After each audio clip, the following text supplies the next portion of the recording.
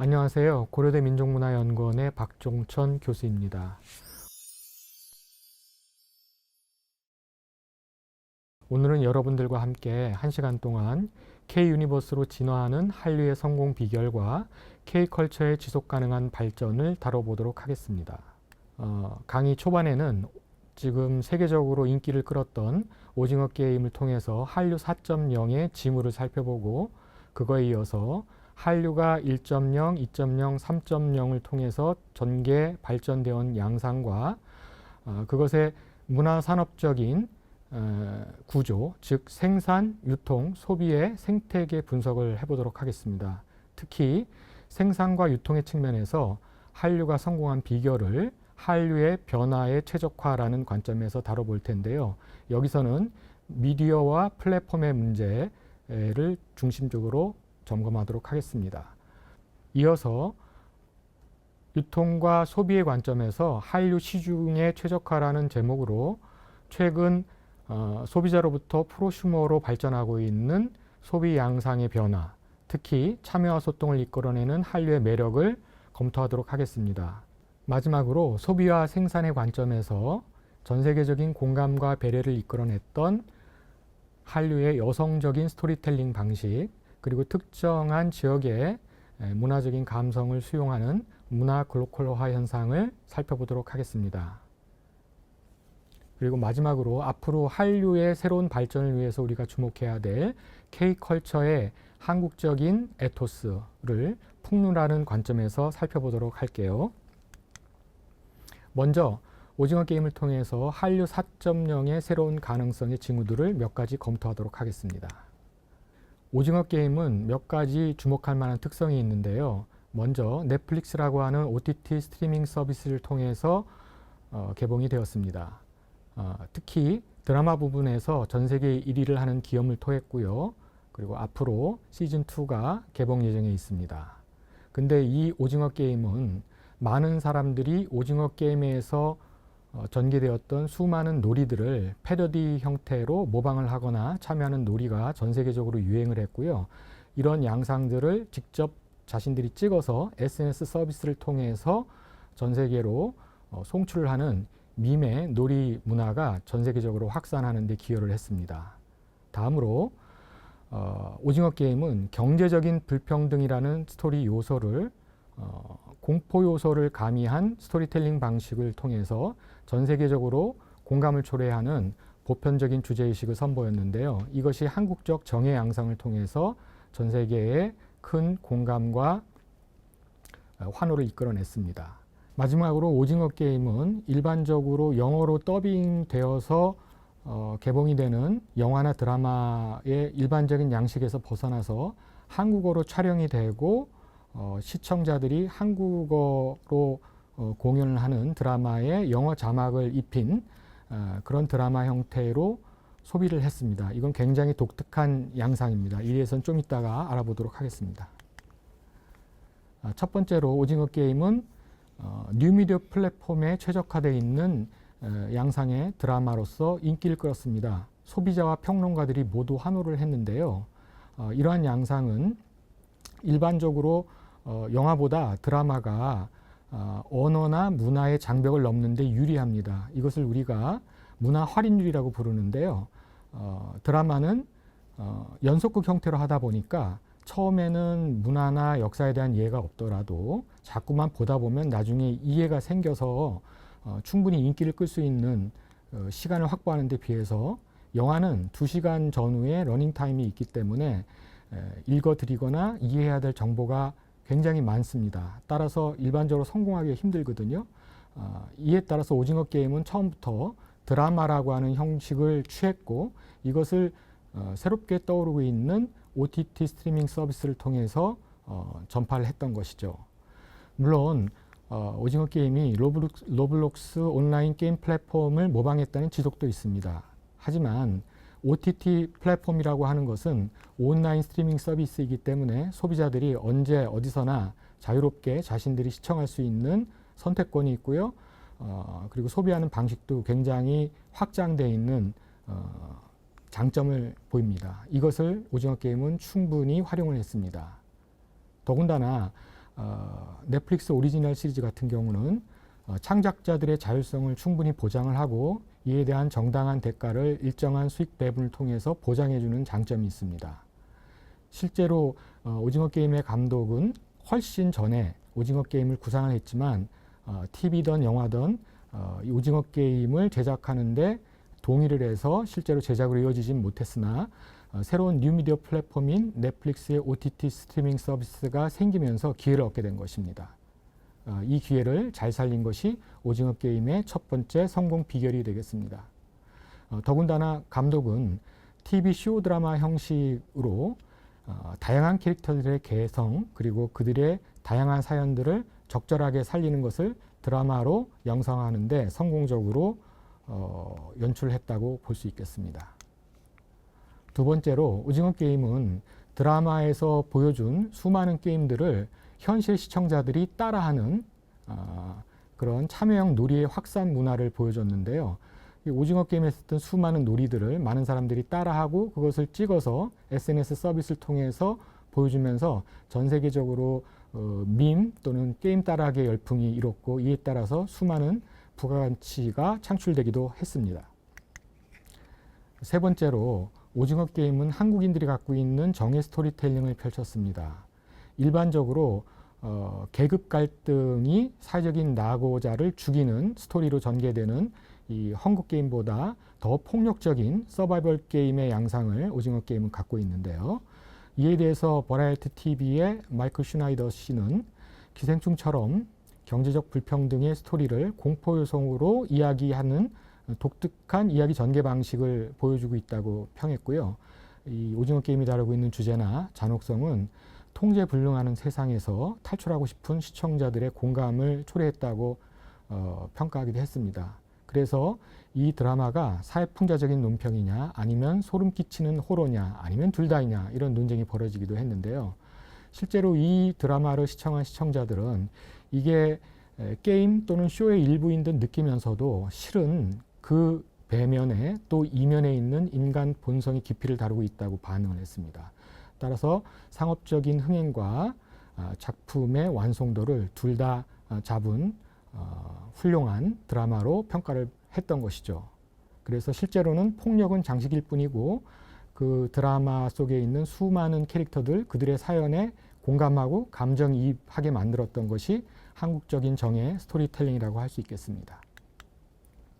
마지막으로 오징어 게임은 한국어로 제작되었습니다. 그리고 각국 언어로 자막이 함께 떴죠. 일반적으로는 더빙을 해서 언어적인 장애를 극복하는 것이 일반적인데 비해서 오징어 게임은 실제로 한국어로 연기하는 그 부분과 그 다음에 스크린에 있는 자막이 함께 시청자들에게 제공되는 양상을 선보였음에도 불구하고 높은 흥행률을 선보였습니다. 이 부분이 굉장히 주목할 만한 부분인데요. 가난한 사람들이 생존 경쟁에 내몰린 상황 속에서도 각자 다른 사연, 다른 처지에서 어떤 반응을 보이는가 하는 것들을 통해서 아까 말씀드린 정의 스토리텔링을 했을 뿐만 아니라 주인공이 한두 명의 소수의 주인공으로 이야기를 끌어가는 헐리우드적인 방식에 비해서 오징어 게임에 출연했던 많은 캐릭터들은 각자가 담고 있는 사연들을 각각 카메라가 조명을 하면서 그 수많은 이야기들에 각자 자신들의 처지를 감정을 이입을 함으로 인해서 많은 사람들이 호응을 하게 된 것입니다. 따라서 이것은 헐리우드의 주류 문화에 대해서 하위 문화 또는 주변 문화가 아니라 헐리우드의 주류 문화를 대체할 만한 대한 문화로서의 가능성을 선보이고 있다고 할 수 있겠습니다. 자, 그러면 오징어 게임이 보여주었던 한류 4.0의 징후들에 이어서 한류 1.0부터 3.0까지 전개되어 온 양상에 대해서 간단하게 검토를 하고요. 이것을 생산, 유통, 소비의 문화 생태계의 구조 분석에 근거해서 각각의 생산, 유통, 소비 부분에 대해서 하나씩 검토해 보도록 하겠습니다. 일반적으로 한류에 대한 연구자들의 견해는 문화체육관광부에서 만들었던 2013년도 한류 백서를 그대로 수용하거나 약간 변형시키는 경우들이 대부분입니다. 먼저 한류 1.0은 1997년도에 태동했던 한류가 드라마와 음악을 중심으로 주로 아시아권에서 소수의 마니아들이 케이블 TV나 위성 TV나 인터넷을 통해서 소비했던 현상을 지칭하는 것이었습니다. 이거에 이어서 2008년도부터 2017년도 사이에는 주로 드라마의 스타라든가 아니면 K-팝 아이돌 스타들 등을 중심으로 해서 드라마나 K-팝 그리고 컴퓨터 게임 장르에서 드디어 아시아를 넘어서 유럽 일부라든가 미국 일부 또 아프리카, 중동, 중남미 일부에 확산이 되기 시작하고 이때 한류를 주로 소비했던 소비층은 10대, 20대 청소년들이었습니다. 그리고 이들이 활용했던 매체는 인터넷 유튜브나 SNS 서비스였죠. 이렇게 확산된 한류 2.0이 2017년도를 기점으로 문화 전반 그리고 장르 전반으로 확산이 되고 이것을 일컬어서 우리가 K컬처라고도 부르는데요. 이 단계에 와서는 K-팝이 여전히 강세를 드러내고 있지만 영화, 드라마, 웹툰 할 거 없이 또 기존의 대중문화 외에도 전통 문화에 대한 관심까지도 확산이 되고 한류를 즐기는 소비자가 전 세계의 모든 시민, 모든 연령층의 시민으로 확산이 되는 현상을 볼 수 있습니다. 매체도 가능한 모든 매체를 다 활용하고 있죠. 이와 비슷하지만 약간 다른 관점의 견해도 있습니다. 한류 전문가인 진다룡 교수 같은 경우에는 1.0, 2.0, 3.0의 차이를 정부의 문화 정책의 측면과 디지털 기술과 문화의 측면에서 살펴보기도 했습니다. 나머지는 비슷한데요. 한류 1.0 단계만 해도 핸즈오프 정책을 썼다고 봤습니다. 이것은 정부가 한류의 그 산업적인 부분에 직접 개입하기보다는 옆에서 지원하는 정책 정도로 이제 멈추는 거고요. 한류 2.0 단계 핸즈온 정책은 정부가 직접 개입해서 다양한 지원을 정책적으로 하는 또는 법적으로 지원하는 그런 양상을 볼 수 있겠습니다. 다시 3.0 단계로 오면 핸즈오프로 바뀌게 됩니다. 이제는 민간에서 문화산업적으로 정말 경쟁력 있는 한류의 다양한 콘텐츠들을 자율적으로 만들어내는 단계가 된 것이죠. 그리고 1.0, 2.0, 3.0을 거치면서 디지털 기술이나 문화적인 양상에서도 1.0에서는 주로 온라인 게임 형태에서 즐기던 것이 2.0 단계는 아까도 말씀드린 것처럼 소셜미디어, SNS 서비스라든가 스마트폰이라든가 인스턴트 메시지 형태로 즐기는 그런 문화가 확산이 되고 3.0 단계에 오게 되면 아까 말씀드렸던 OTT 그 채널이라든가 트랜스미디어 스토리텔링의 형태로 새롭게 심화되고 있는 양상을 지적하기도 했습니다. 자, 그런데 이런 1.0부터 2.0 또는 최근에는 4.0이나 5.0을 얘기하는 사람들도 있습니다만 이거보다 더 중요한 것은 한류 문화 산업의 생태계 구조상에서 특히 생산과 유통과 소비의 각 분야가 어떻게 연결이 되어서 한류가 성공하게 됐는가 그 원인을 파악하는 것이 중요합니다. 먼저 생산과 유통이 연계된 부분에서는 한류는 새롭게 만들어지는 미디어나 플랫폼을 이해를 잘하고 그 이해를 잘하는 걸 우리가 미디어 리터러시라고 하는데요. 그 미디어 리터러시를 제고한 상태에서 그 미디어와 플랫폼을 잘 활용하는 전략을 선보입니다. 그리고 그것에 근거해서 새로운 IP를 확보하는 전략을 전개하기도 했죠. 두 번째로 유통과 소비가 연계되는 부분에서는 기존의 초기의 한류는 어쩌다가 한 번씩 한류를 소비하거나 또는 지속적으로 소비한다기보다는 단편적으로 특정한 스타 또는 특정한 프로그램 소비하는 단계에서 머물렀는데 최근에는 연속적이고 지속적인 소비, 향유를 하는 양상이 드러나고요. 좀 전에 살펴보신 바와 같이 한류를 굉장히 심각하고 무거운 그런 문화로 받아들이기보다는 즐거움의 차원에서 유의적인 차원에서 수용을 하고 소비를 하거나 아니면 참여적인 몰입의 양상이 드러나기도 합니다. 이렇게 되면서 기존에는 일방적으로 단편적으로 소비하던 한류 소비자가 자신들이 직접 그 유통이나 생산에 관여를 하는 프로슈머 단계로 성장을 하기도 했습니다. 그리고 소비와 생산이 연계되는 부분에서는 주로 헐리우드의 그 수많은 드라마나 영화들이 남성 중심의 서사를 펼치는 반면에 한류의 드라마나 영화 같은 경우에는 공감과 배려를 중심으로 하는 여성적인 스토리텔링을 선보이기도 했고요. 또 일부 콘텐츠들은 뭐 인도나 일본이나 중국 같은 특정한 문화권에서 생기는 요소들, 소비자들이 좋아하는 기호와 취향들, 트렌드들에 맞춰서 그 지역의 로컬 차원에서 유행하는 소비자들의 취향, 기호에 맞춘 새로운 문화 글로컬화 현상을 선보이게 했는데요. 요 요인들이 한류의 성공 비결이라고 저는 봅니다. 하나씩 살펴보도록 하겠습니다. 먼저 미디어 플랫폼의 문제입니다. 이걸 저는 변화에 최적화라는 제목을 붙여봤는데요. 왜 이런 제목을 붙였냐 하면 영화나 드라마 또는 케이팝 같은 장르별로 요청이 되는 특정한 장르 문법이 있고요. 또 그 장르가 어떤 플랫폼, 어떤 미디어 형태로 전달이 되느냐에 따라서 거기서 필요한 요인들이 있습니다. 그거에 맞게 최적화한 것을 장르나 미디어나 플랫폼에 맞게 우리가 소재들을 변화를 최적화했다는 의미에서 변화에 최적화라는 제목을 붙여봤습니다. 자, 먼저 한류의 성공 비결 첫 번째, 한류는 시대마다 또는 환경마다 새롭게 등장하는 새로운 미디어 그리고 플랫폼 그리고 그거에 걸맞는 장르의 최적화를 이루는데 성공을 했기 때문에 일시적인 유행에 그치지 않고 많은 1.0, 2.0, 3.0을 거치면서 그때마다 등장하는 새로운 미디어 플랫폼에 적응을 했던 것이 한류 성공의 첫 번째 비결입니다. 먼저 한류 1.0이 전개되던 단계에서는 중국이나 대만 같은 경우 중화권에서 수많은 방송 채널이 확대되는 현상이 있었습니다. 자본주의적인 요소를 도입한 중국의 경우 아직 자본이 충분히 성숙하지는 않았는데 방송국에서 보여줄 드라마 같은 것이 굉장히 부족했습니다. 하지만 자본이 고도로 성숙하지 않았기 때문에 비싼 값의 미국 드라마나 일본 드라마를 수입을 하기에는 버거웠고 가성비가 좋은 한국 드라마를 수입을 한 것이죠.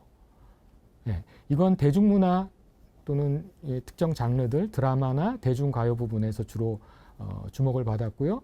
대만 같은 경우는 이제 클론 같은 경우가 가서 큰 환호를 받기도 했죠. 그래서 동아시아 차원에서 확산이 되는 현상을 볼 수 있습니다. 두 번째 단계인 한류 2.0 단계에 가면 당시에 이제 막 본격적으로 전개되던 인터넷 유튜브라고 하는 뉴미디어 환경이 펼쳐지게 됩니다. 이거에 잘 적응한 것이 역시 한류입니다. 대표적인 케이스가 대장을 비롯한 K-드라마라든가 아니면 아이돌 그룹들과 싸이까지 이어지는 K-팝이 대표적인 케이스가 되겠습니다. 그 싸이 같은 경우에는 본인이 만든 그 뮤직비디오 같은 거를 많은 사람들이 원하는 만큼 쓸 수 있도록 자유롭게 사용할 수 있도록 허용을 하는데요. 이게 성공한 비결 중에 하나죠. 그래서 이 인터넷 유튜브를 통해서 아시아를 넘어서는 탈동아시아, 그래서 전 세계로 확산되는 양상을 보여주게 됩니다. 그래서 한류의 성공에는 인터넷 유튜브라고 하는 뉴미디어 환경이 좋은 계기와 기회를 제공했다고 할 수 있고 한류는 그것을 적절하게 잘 활용했다고 볼 수 있겠습니다. 한류 3.0 단계에 가면 유튜브 단계를 넘어서서 다양한 형태의 SNS, 소셜 네트워크 서비스들이 제공이 되는데요. 이거를 정말 잘 활용했습니다. 그래서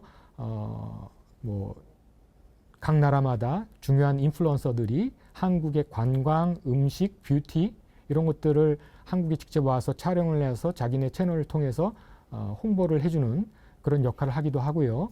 또 BTS나 별에서 온 그대가처럼 그들이 펼쳐주는 수많은 소재들은 많은 외국 사람들에게 한국에 대한 선호 현상을 불러일으키기도 했습니다. 이게 한류 3.0 단계에서 벌어지는 일입니다. 그리고 한류 4.0 단계에 오면 드디어 이제 OTT 스트리밍 서비스까지 확대가 되기도 했고요. 한류 3.0 단계에까지 이어졌던 모든 성과들이 만들어지는 수많은 스타, 아이돌 외에도 그러한 콘텐츠들을 기획했던 기획자들, 제작자들, 작가들 또는 PD들이 외국으로 직접 진출하는 형태까지도 선보이게 되고요. 심지어 특정한 프로그램의 플랫폼이 수출되기도 합니다. 예컨대 러닝맨 같은 경우는 중국으로 플랫폼이 수출이 돼가지고 달려라 형제라는 프로그램으로 리메이크 되기도 했죠.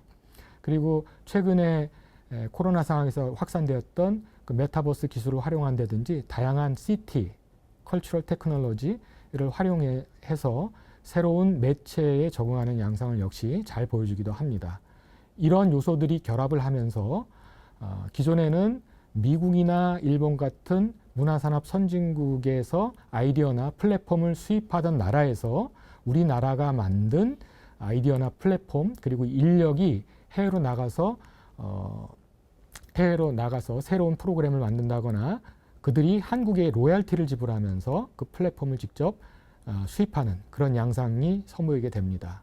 이것 때문에 한류는 기존의 중국의 화류 또는 일본의 인류하고 달리 일시적인 유행이 아니라 지속적이고 전 세계적으로 영향을 미치는 대한문화로 성장했다고 할 수 있겠습니다. 자, 이런 한류의 성공에는 그 정부의 문화산업 또는 문화정책의 지원도 있었는데요. 이것을 워싱턴 포스트가 2021년도에 다룬 기사에서 우리가 살펴볼 수 있습니다. K-팝은 어떻게 세계를 정복했는가 하는 기사를 실었는데요. 여기서는 K-팝의 특성과 이것을 소셜 미디어를 통해서 어떻게 확산을 시켰는지 그 비결을 분석을 하기도 했는데요. 일반적으로 예전하고 달리 한류가 뜨던 단계, 그러니까 1997년 그 전후에는 한국은 IMF라고 하는 경제 위기를 겪고 있었습니다. 이 경제 위기를 탈출하기 위해서 당시에 신지식인 뭐 이런 캐치프레이즈를 내세우면서 문화산업을 통해서 새로운 출로를 모색을 했었거든요.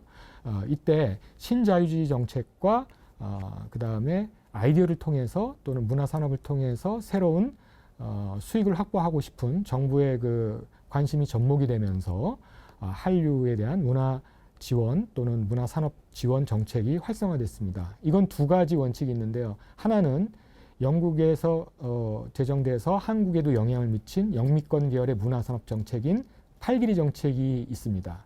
8길이 정책이라는 것은 지원은 하되 간섭하지 않는다는 정책입니다. 문재인 정부의 표이기도 했었는데요.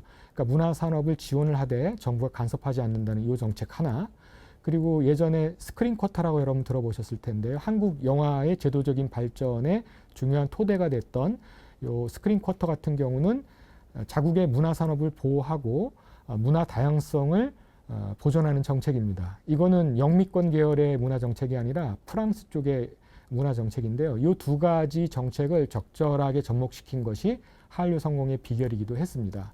그리고 정부뿐만이 아니라 CJ 같은 경우에는 이미경 부회장을 중심으로 해서 엔터테인먼트 산업으로 CJ가 진출을 했고, 여러분이 알고 계시는 봉준호 감독이 아카데미상 수상에 이르기까지 막대한 지원을 했던 것이 성공 비결 중에 하나였습니다. K-팝 분야에서는 뭐 YG, JYP 또는 하이브, SM 등의 거대한 기획사들이 아주 철저한 시스템화된 프로모션 작업을 하는 것을 통해서 한류의 생산의 새로운 기초, 토대를 놨다고 볼 수 있겠습니다. 자, 그러면 좀 전에 말씀드린 것처럼 매체나 플랫폼 변화에 최적화를 했던 것이 한류 성공의 비결이라고 했는데, 여기에 더불어서 한류는 그 한류를 소비하는 외국 소비자들의 취향 또는 기호, 그들의 문화적인 환경에도 적응을 했는데요. 이걸 제가 시중의 최적화라고 불러왔습니다. 그래서 한때 유행으로 끝나지 않고 지속적으로 심화 발전되는 한류로 확장이 됐던 것이죠. 이걸 한번 살펴보겠습니다. 첫 번째, 한류 1.0 단계에서는 아까 말씀드린 것처럼 동아시아, 정확히 말하면 동북아시아 쪽에서만 한류가 유행을 했습니다. 이것을 학자들은 전통적인 가족 제도나 유교 문화, 그리고 전통으로부터 현대로 넘어오면서 근대화, 도시화, 산업화를 이뤘던 동아시아의 공통 경험이 한류의 성공 비결이다라고 한류의 소재적인 접근에서 그런 결론을 내렸는데, 요거를 문화적인 근접성 혹은 문화 할인율의 접근이라고 볼 수 있겠습니다. 무슨 얘기냐? 문화적인 근접성이라는 건 비슷한 문화권에서는 비슷한 문화 콘텐츠가 이해할 때 문화적인 장벽이 없으니까 언어나 역사나 문화를 이해하는데 큰 어려움이 없기 때문에 전파가 쉬웠다, 이런 식으로 설명하는 거죠.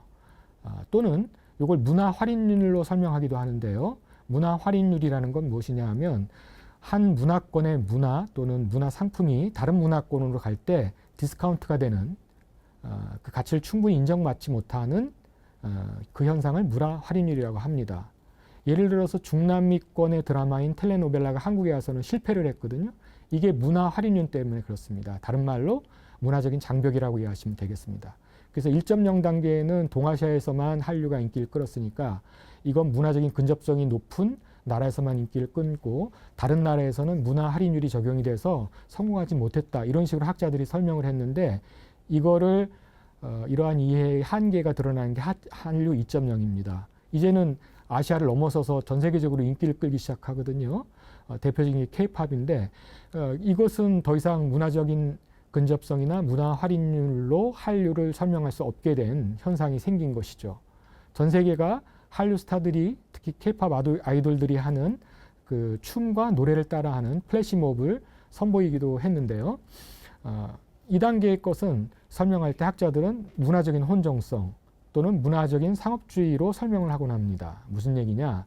한류의 이 2.0의 중요한 핵심이 K-팝인데 K-팝은 상품으로 철저하게 기획되고 제작된 것이다라고 보는 것이죠.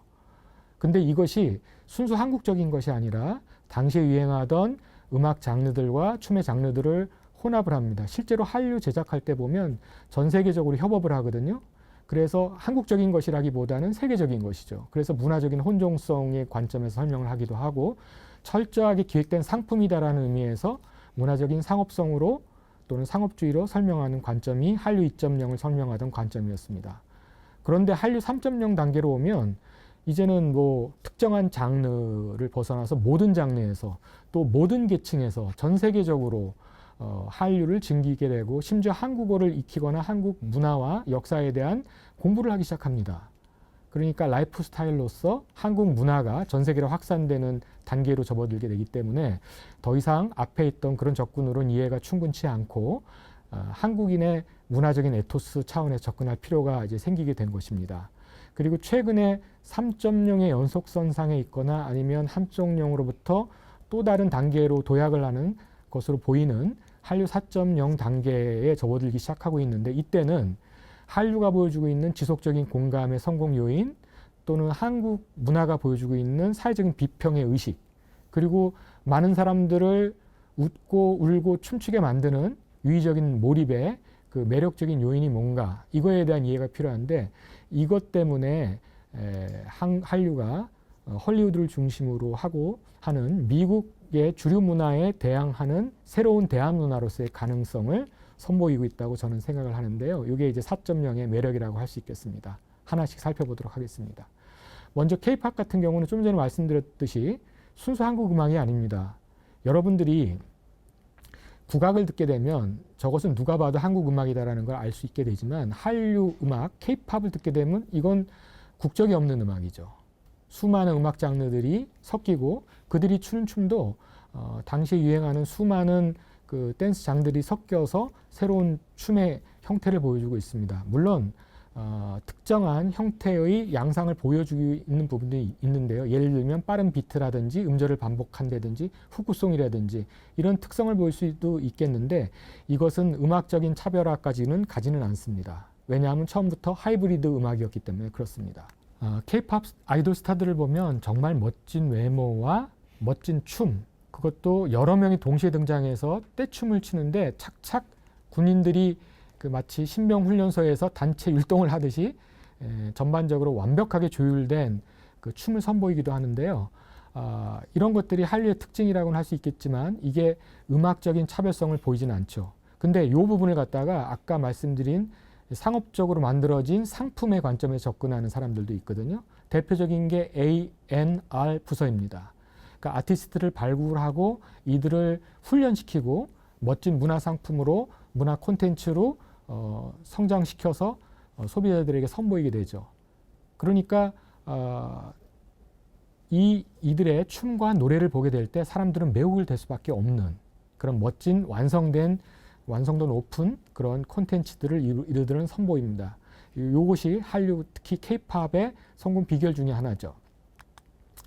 자, 근데 이 단계를 넘어서서 최근에 등장하는 영화나 드라마의 성공들 같은 경우는 OSMU, 유통 부분에서 다양한 수익의 부가가치를 창출하는 그런 경로를 다양화하는 이런 전략도 있지만 매체를 달리하거나 플랫폼을 달리하는 크로스 미디어 전략이라든가 아니면 이야기 소재들을 다양하게 활용을 하는 프리퀄, 시퀄 또는 팬픽 뭐 이런 것들까지 번져지는 다양한 형태의 트랜스 미디어 스토리 전략까지도 최근에는 선보이고 있습니다.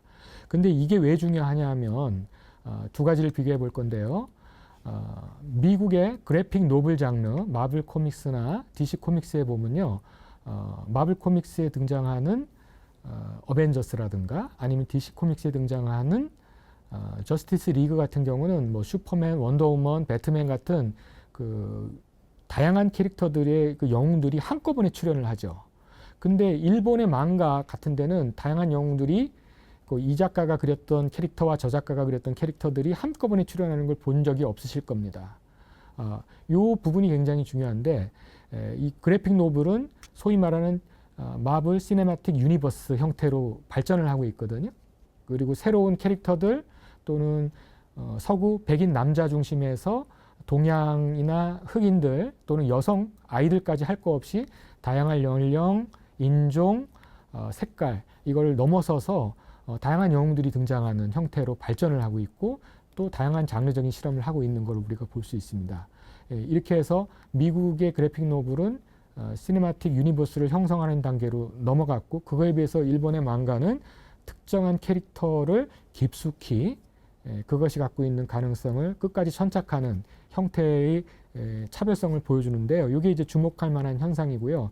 제가 K 유니버스로 발전 앞으로 해야 된다고 하는 것은 사실은 저 마블 시네마틱 유니버스처럼 발전할 가능성이 있다고 보기 때문에 미리 말씀을 드리는 겁니다. 자, 요 얘기에 대해서는 조금 있다가 K 웹툰에 대해 설명할 때 더 이어서 하기로 하고요. 다음으로 주목할 만한 현상은 넘버벌 퍼포먼스입니다. 한국의 그 공연은 자체로 만든 신규 콘텐츠들이 그리 많지 않습니다. 예를 들어서 연극이나 뮤지컬 같은 거는 한국에서 공연은 될 수 있어도 전 세계로 나아가서 크게 흥행에 성공한 그 타이틀들은 많지 않거든요. 별로 없습니다. 그거에 비해서 그 넘버벌 퍼포먼스, 즉 한국어로 공연되지 않는, 그러니까 언어가 필요 없는, 그래서 문화 할인율이 적용되지 않는 또는 문화적인 장벽으로 작동하지 않는 그런 공연을 넘버원 퍼포먼스라고 하는 새로운 장르에서 찾아볼 수 있죠. 난타와 점프가 대표적인 겁니다. 그 난타 같은 경우는 사물놀이의 전통적인 그 장단에 두드리는 즐거움을 선보이고 있는데요. 뭐 식탁에서 음식물들을 차려놓고 칼로 도마로 이렇게 탁탁탁 친다거나 이런 거죠. 근데 이게 왜 중요하냐면 언어가 필요가 없어요. 문화 이해 안 해도 돼요.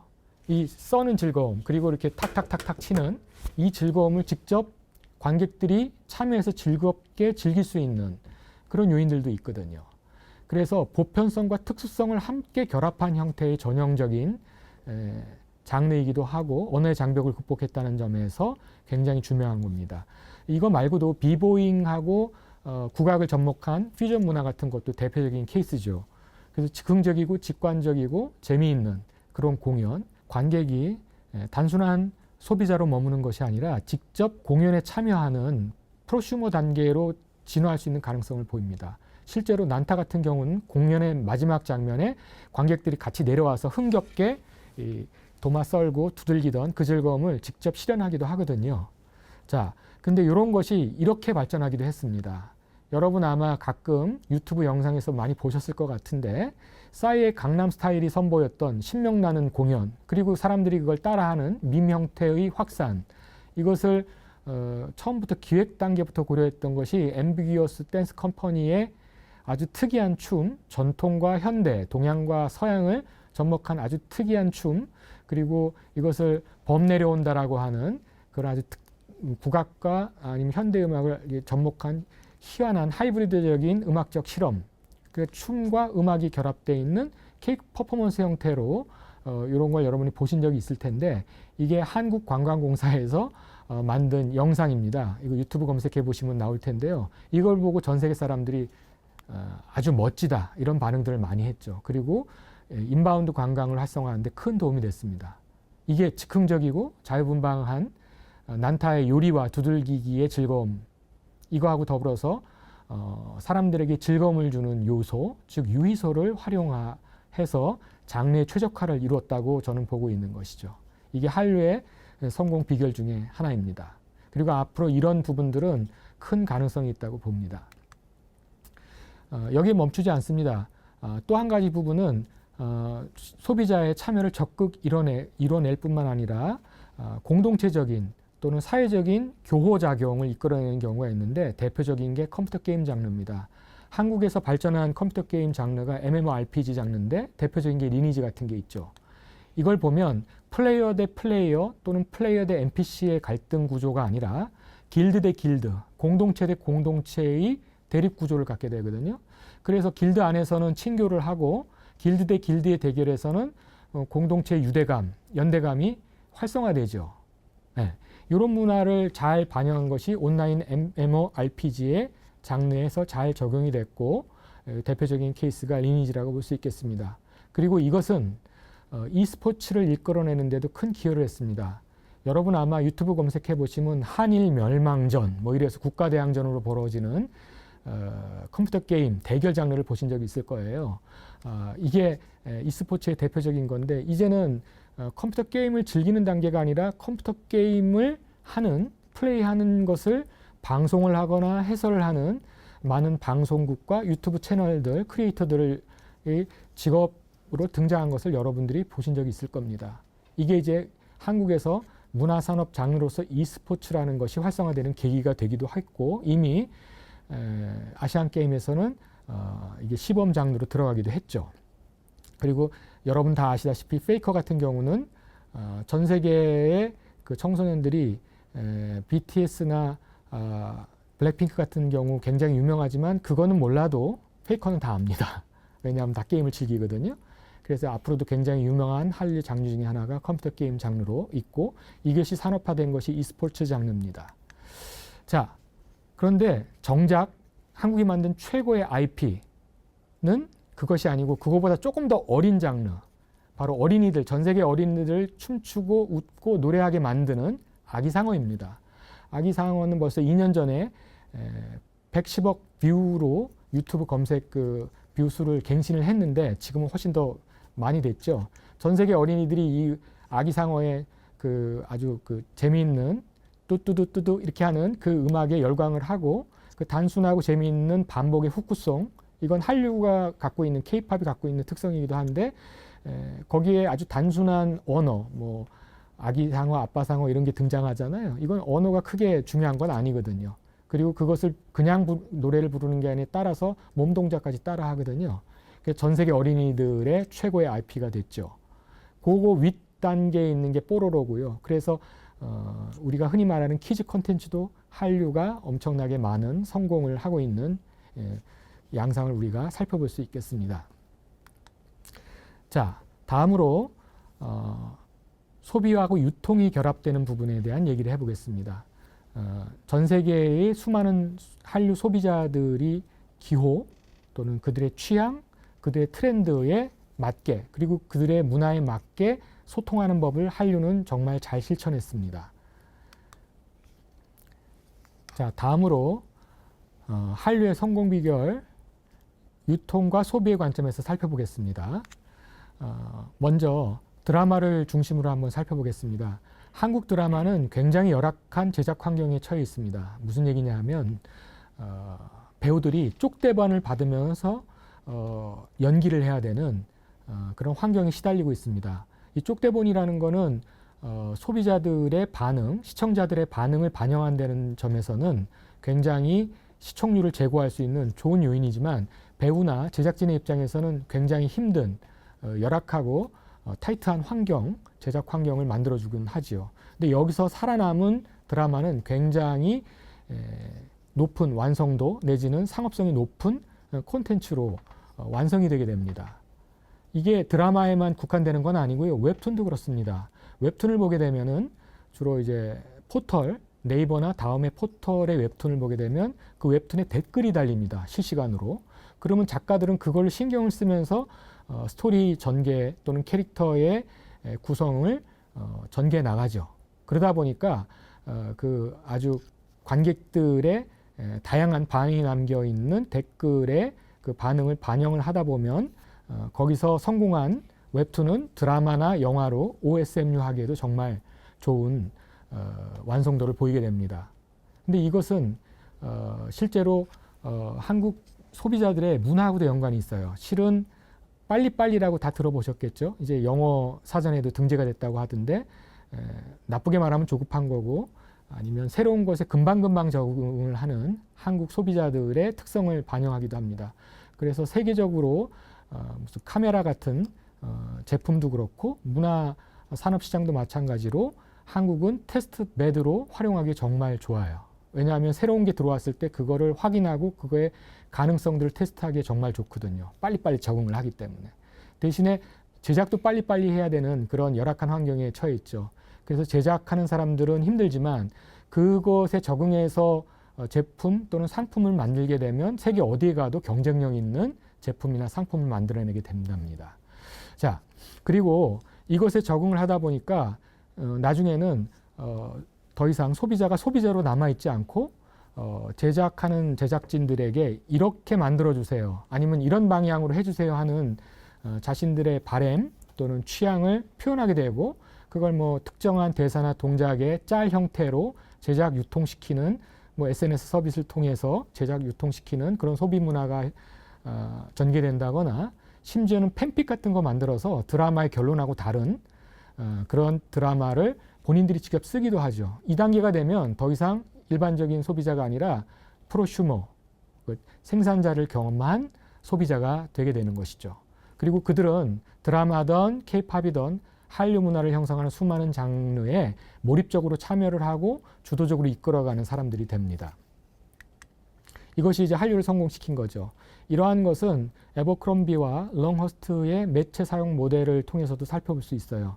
이들은 문화 소비자가 일반적으로 어쩌다 한번 소비해보는 소비자로부터 시작해서 그거의 매력을 느끼고서 일정하게 계속 소비를 하는 팬, 애호가가 됐다가 나중에는 아주 열광적인 마니아층이 되는 열광자가 됐다가 그리고 그 특정한 프로그램이나 스타를 넘어서서 그 장르 전반에 대한 관심을 갖는 준 전문가, 광신자 형태로 번역이 조금 이상한데요.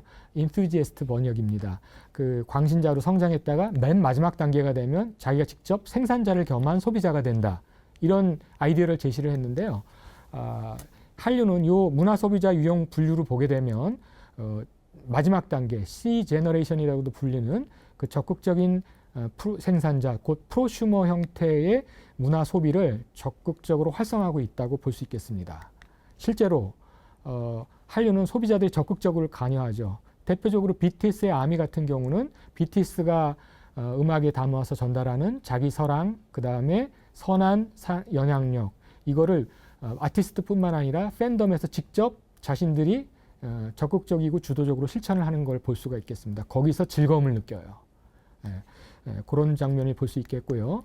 그 다음에 요거 이전 단계, 초기 한류 단계에서는 이제 K 드라마를 제가 예를 들 텐데 처음에는 어쩌다가 한번 보는 가성비 때문에 한류 드라마를 채택을 했는데 막상 보다 보니까 정말 매력적이거든요. 그래서 이들이 팬덤을 이루거나 적극적으로 소비를 하는 열광자 단계로 이제 진입을 하죠. 이게 윤사마 단계의 한류 드라마에서 볼 수 있었던 것입니다. 윤사마 그 열풍이 불면서 일본 중년 여성들이 한국에 들어와서 한류 관광이 활성화된 것도 이런 단계였고요. 이 초기 단계를 지나서 최근의 단계는 적극적인 광신자나 아니면 프로슈머 단계로 이미 진입한 지 오래입니다. 처음이 싸이의 강남스타일입니다.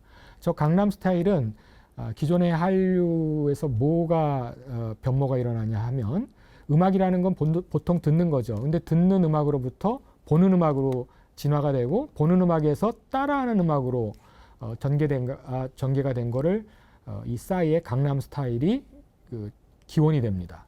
그래서 싸이가 췄던 그 말춤 그리고 특이한 음악적인 그 리듬 이것들 전 세계 사람들이 따라해서 K-팝 플래시몹이 여기로부터 비롯되는 거죠. BTS의 아미까지 이어지는 이런 양상을 볼 수 있고 그 다음에 더 이상 일방적인 소비자가 아니라 새로운 생산을 끌어내는 프로슈머의 단계로 BTS의 아미가 보여주는 그런 활동을 우리가 살펴볼 수 있습니다. 그래서 K-팝은 팬덤을 거쳐서 이미 인투지에스트, 광신자나 아니면 적극적인 생산자인 프로슈머 단계로 진입을 했고 이것이 한류를 이끌어 나가고 있습니다. 한때 유행을 했던 동아시아에 유행을 했던 그 홍콩 영화나 아니면 중국 영화 그리고 또 일본의 애니메이션 그리고 또 일본의 영화 이건 한때 유행했지만 지금은 유행하고 있지 않거든요. 왜냐하면 매체 적응도 잘 안 됐고 소비자의 변화에도 적응이 잘 안 된 거죠. 근데 한류가 지속적으로 성공할 수 있었던 것은 이것을 적절하게 잘 했기 때문이라고 저는 봅니다. 자, 그리고 웹툰의 경우에는 한국에서 만들어진 새로운 대중문화 장르입니다. 그리고 대중문화 장르일 뿐만 아니라 새로운 산업 모델을 만들었어요. 그래서 제가 표로 정리한 걸 간단하게 살펴보면 아까 잠깐 말씀드렸던 그래픽 노블 경우에는 잡지에서 단행본이나 블랙버스터, 영화, 애니메이션, 캐릭터 산업으로 이렇게 OSMU가 이루어지거든요. 일본의 망가도 비슷합니다. 근데 한국의 웹툰은 처음부터 새로운 온라인 환경에서 특히 인터넷 환경에서 만들어지고 제작이 됩니다. 그 일반적으로 잡지나 단행본에 있던 것을 온라인 형태나 옮기게 되면은 그때는 스캔만 하지 그거는 웹툰이 아니에요. 근데 웹툰이라는 건 처음부터 온라인 형태의 세로로 이렇게 스크롤링하는 형태로 만들어지죠. 그리고 애니메이션 효과를 준다거나 기존의 만화가 못했던 여러 가지 효과를 선보이기도 하거든요. 웹툰이 그거를 만든 겁니다. 그런데 그것도 매일매일 데일리 릴리스, 매일매일 그걸 보여줘요. 근데 일본의 망가나 그래픽 노블은 뭐 월간이나 주간이나 이런 식으로 발행 주기가 됐던 반면에 한국의 웹툰은 주간 단위로 간다 하더라도 매일매일 새로운 콘텐츠들이 올라가다 보니까 사람들이 그 포털 만화에서 빠져나가지 못하게 만드는 거죠. 게다가 망가하고 그래픽 노블하고 달리 소비자가 일방적으로 보여주는 대로 보는 게 아니라 직접 참여를 해요. 댓글을 달거나 별점을 달거나 이러면서 그렇게 해서 만화 생산에 영향을 주기 시작하죠. 이런 게 이제 주목할 만한 점이고요. 그래서 온라인 매체에 최적화된 형태로 장르 융합을 한 것이 K웹툰의 성공 비결 중에 하나입니다. 그리고 이것은 소비자들의 실시간 반응과 몰입적인 참여를 이끌어내서 일단 소비자들의 검증을 받고요. 그 검증받은 거를 근간으로 해서 영화나 드라마나 뭐 게임이나 캐릭터로 산업으로 확산이 되기 정말 용이한 그런 구조를 갖췄고 최근에는 여기에 웹툰 앞에 웹소설이라는 장르까지 연계돼서 그 생태계가 완성이 되는 형태를 우리가 살펴볼 수 있습니다. 그래서 제가 이런 형태의 스토리텔링 형태가 이제 트랜스미디어 스토리텔링이 접목이 되면서 K 유니버스의 가능성을 선보이고 있다. 처음 출발부터 그랬다. 이게 웹툰이 갖고 있는 장점입니다. 두 번째로 웹툰에서 주목할 만한 점은 무엇인가 하면 새로운 산업 모델, 사업 모델을 만들었다는 거예요. 여러분이 그 좀 전에 말씀드렸던 네이버 또는 그 다음에 포털 만화 같은 경우에는 관객들은 돈을 내기 싫어해요. 그래서 돈 주고 만화를 보지 않거든요. 근데 포털 만화는 무료로 그걸 제공을 합니다. 그리고 작가들은 그 작업을 계속 하려면 돈이 필요해요. 정당한 보상이 이루어져야 되는데 그걸 포털에서 작가들에게 원고료를 지급합니다. 대신에 포털은 수많은 그 시청자들, 관객들 또는 만화 소비자들을 끌어들여서 그럼 클릭수가 높아지겠죠? 거기에 광고를 붙여서 수익을 냅니다. 그렇게 해서 새로운 수익 모델을 만들었죠. 그리고 거기서 끝나지 않습니다. 뭐 라인 망가나 카카오 피코마 같은 경우 해외로 나가 진출을 하기도 하고요.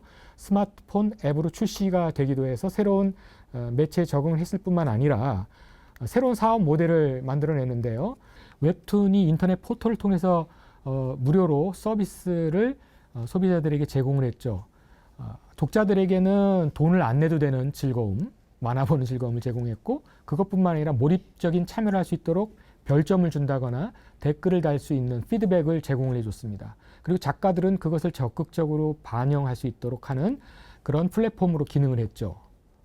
이건 무료화 모델이고요. 유료화 모델도 만들어냈습니다. 처음엔 무료로 제공이 되지만 일정한 시간이 지나면 유료로 바뀐다거나 아니면 일정한 부분만 미리 보여주기로 한 5회 정도를 보여준다면 그 다음 더 보고 싶으면 그때는 이제 돈을 내야 되는 그런 사업 모델을 만들어냈죠. 저도 이 포털 만화뿐만 아니라 유료화된 그 웹툰 사이트에 가입해가지고 처음에는 맛보기 형태로 이거 그 일부 앞부분의 일부를 보면 이거 재밌겠다 없겠다 판단이 되고 나면 그 다음 회가 궁금해지는데 일주일만 기다리면 무료인데 불구하고 현질을 했습니다. 현금 결제를 하고 그 다음 편을 미리미리 보는 그런 소비를 하게 만들었던 거죠. 이게 웹툰이 만들어낸 유료화 모델입니다. 그러니까 무료화 모델도 있지만 유료화 모델도 이 웹툰 형태에서 만들어진 사업 모델이라고 할 수 있고, 이것들이 유료화된 웹툰 서비스 제공하는 새로운 사업 모델을 만들었고, 이것이 전 세계로 진출할 때 큰 도움이 됐습니다. 물론 이것뿐만이 아닙니다. 요 비슷한 모델을 영화에서도 볼 수 있는데, 여러분들이 보는 예고편 같은 게 그런 거죠. 근데 예고편을 보고 나서 그 다음 편이 보고 싶으면은 영화관에 가야 되는 것처럼 웹툰도 다음 편이 궁금하면 그때는 이제 돈을 내야 되는, 그렇게 해서 돈을 내기 싫어하는 소비자들로 하여금 그 극악한 소비 환경을 극복한 새로운 사업 모델을 제시를 했고, 이걸 통해서 성공하는 유료화 모델을 웹툰 산업은 만들었던 것이라고 볼 수 있겠습니다. 자, 지금까지 말씀드렸던 걸 요약을 해보겠습니다. 한류는 소비자들의 취향, 변화에 적응을 했죠.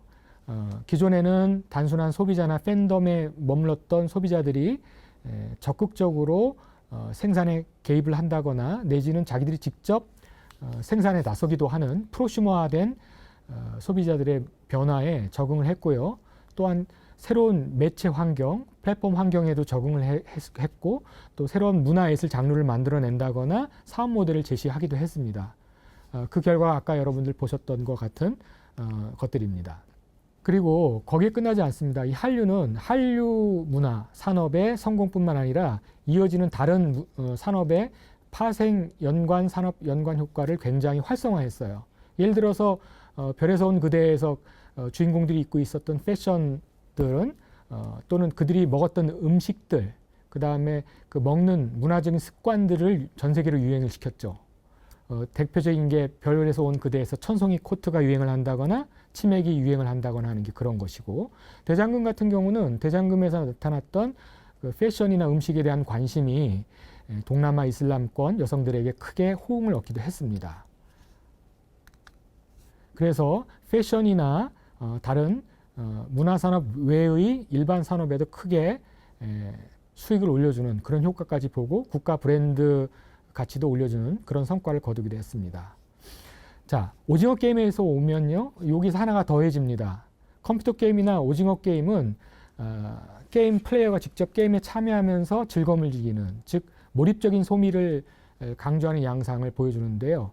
그러니까 드라마에 게임적인 요소가 개입이 된 것이죠.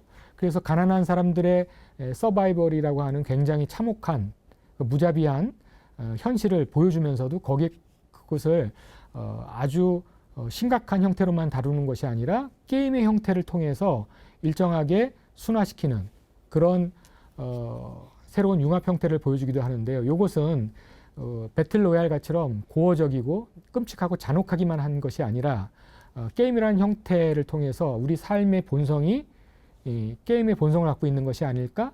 내지는 선택은 우리가 자유롭게 하는 것인가? 아니면 사회 구조적으로 강제가 된 것인가 하는 인간의 본성 또는 사회 구조의 보편적인 특성에 대한 성찰을 불러일으키는 예술적인 성취도 이루게 된 것이죠.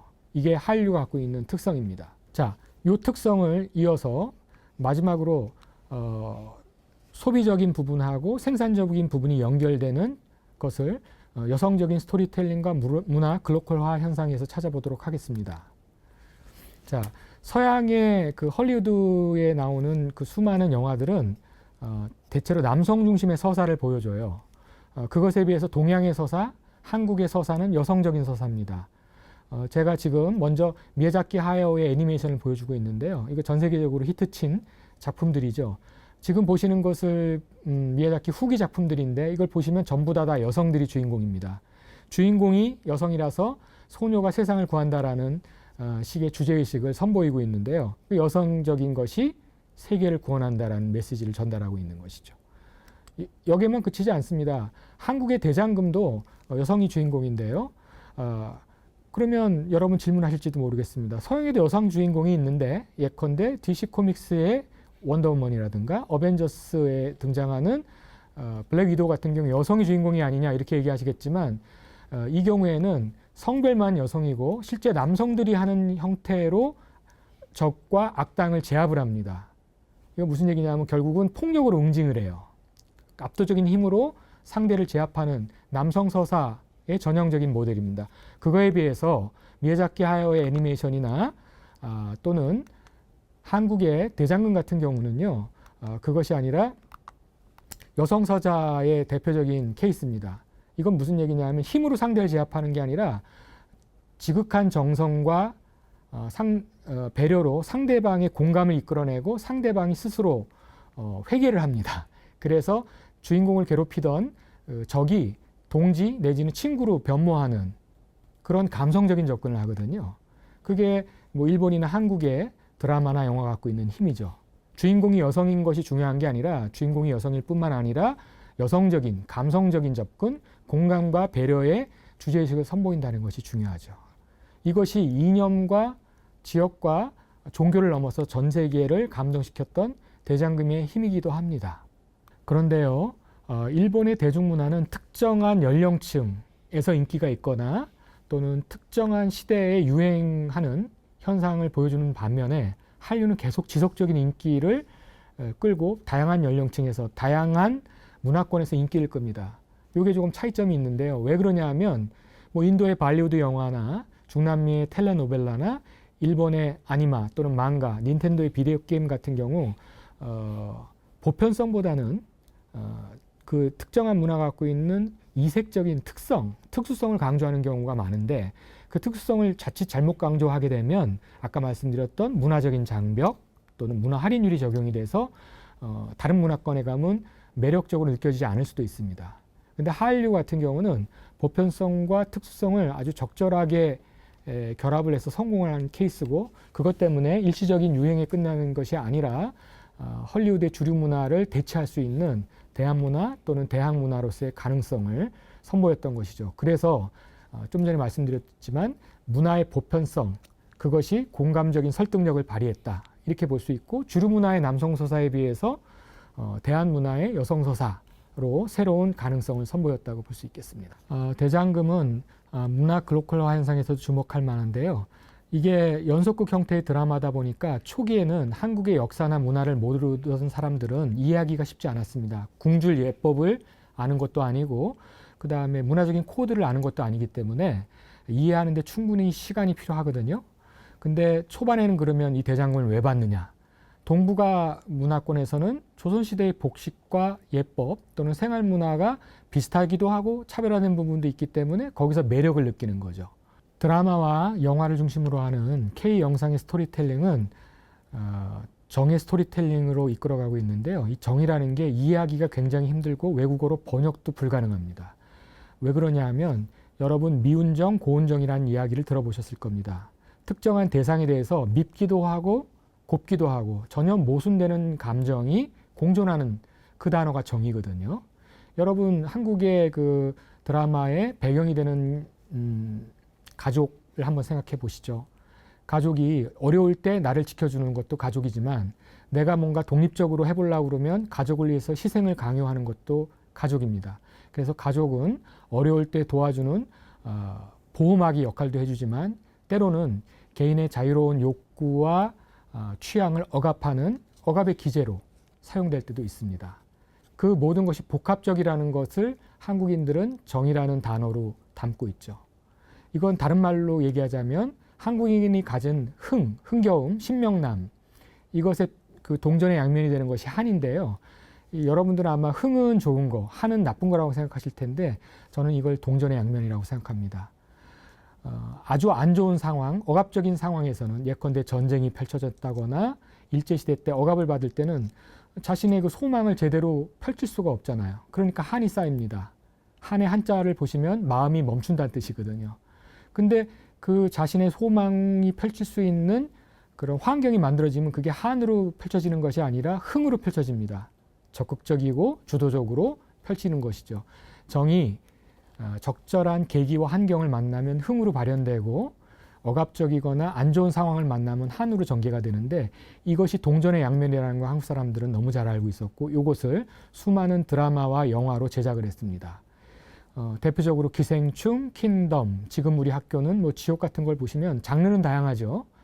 뭐 가족 상황이냐, 경제 상황이냐, 정치 사회적인 불평등이냐, 뭐 학교나 종교 또는 사회에 있는 구조적인 불평등이냐, 그것을 뭐 스릴러물, 좀비물, 호러물 등 다양한 장르의 문법으로 재구성을 해서 펼치고는 있지만 이 동전의 양면과 같은 이 구조적인 부분을 한국 사람들은 정의 스토리텔링을 통해서 잘 구현하고 있습니다.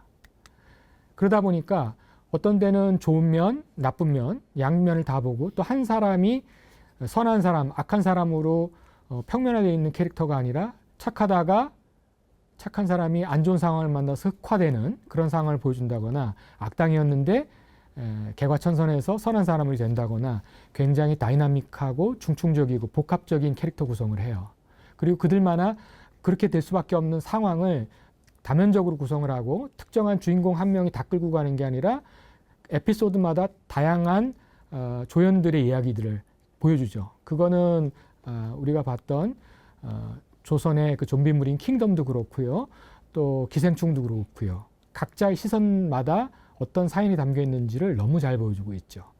그 실제로 한자 정이라는 건 감정의 정이라는 뜻도 있지만 실정 또는 정황의 정이라는 뜻도 있거든요. 극악한 상황에서 견뎌내야 하고 극복해야 됐던 한국 사람들의 그 정황, 그 실정을 그거에 대응해서 그걸 극복해냈을 때 느끼는 감정, 이거를 정의 스토리텔링으로 수많은 드라마, 영화 또는 음악을 통해서 펼쳐냈던 것입니다. 이러한 정의 스토리텔링은 K-드라마나 영화 또는 K-팝에서도 선보이고 있습니다. 한국인이 만든 한류의 드라마, 영화의 스토리텔링 또는 K-팝의 가사를 보게 되면 부조리한 사회 현실에 대한 비판적인 의식이 잘 드러나고 있고요. 또는 소외진자들에 대한 공감과 배려, 그리고 그들에 대한 사랑의 연대의 주제의식이 잘 드러나고 있죠. BTS가 부르는 노래의 메시지가 사실은 그런 거를 잘 보여주고 있고요. 기생충이나 오징어 게임에서 드러나고 있는 문제의식도 마찬가지입니다. 다만 기생충 같은 경우에는 다른 나라에 없는 반지하라고 하는 굉장히 열악한 그런 사회 환경 또는 건물 구조를 통해서 계급 간의 갈등 구조를 아주 독특한 양상으로 잘 보여주고 있지만 그것은 한국의 특수한 상황일 뿐만 아니라 자본주의의 심화에 따른 사회적인 양극화가 있는 사회라면 어디나 있는 보편적인 문제이기도 하거든요. 그래서 아까 말씀드렸듯이 보편성과 특수성이 잘 결합한 양상을 볼 수 있습니다. 그리고 문화 글로컬화의 다른 측면을 살펴보겠습니다. 한류는 최근에 특정한 나라, 지역에서 인기 있는 한류 콘텐츠들을 생산하고 있습니다. 대표적인 사례가 안나라 수마나라인데요. 이게 하일권 작가의 웹툰 원작의 OTT 드라마입니다.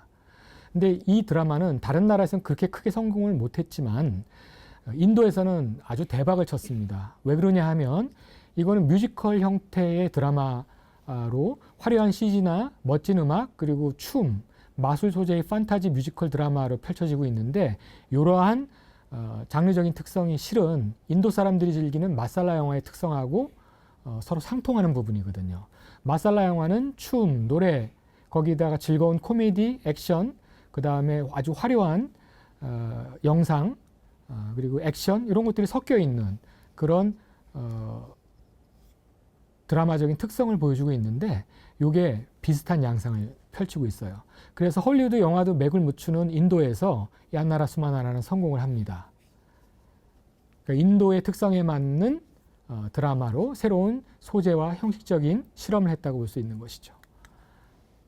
일본에서도 등장을 했습니다. 이제 최근에 개봉이 되었던 I Love You라고 하는 TBS 드라마죠. 여기에서는 일본인 여성과 한국인 남성이 연애를 하는 건데요. 실은 남의 속마음을 읽어야 되는 일본 문화의 특성이 반영이 되어서 여사 주인공이 남의 속마음을 읽을 수 있는 능력이 있는데 그게 통하지 않는 주인공이 등장합니다. 왜냐하면 속마음을 읽어도 속마음을 한국어로 대사를 하다 보니까 이해하기 힘든 그 남자를 만나서 사랑에 빠지는 이야기거든요.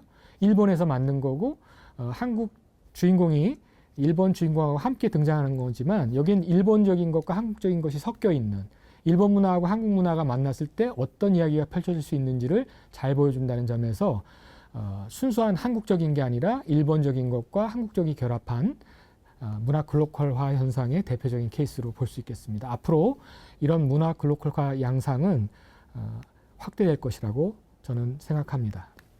이것뿐만이 아닙니다. 동남아시아에는요, 최근에 한국에서 인기를 끌었던 파묘가 엄청난 인기를 끌고 있습니다. 실제로 한국 드라마가 들어가서 또는 한국 영화가 들어가서 성공하는 게 쉽지 않은데 아까 말씀드렸던 문화적인 장벽 때문에 그렇습니다.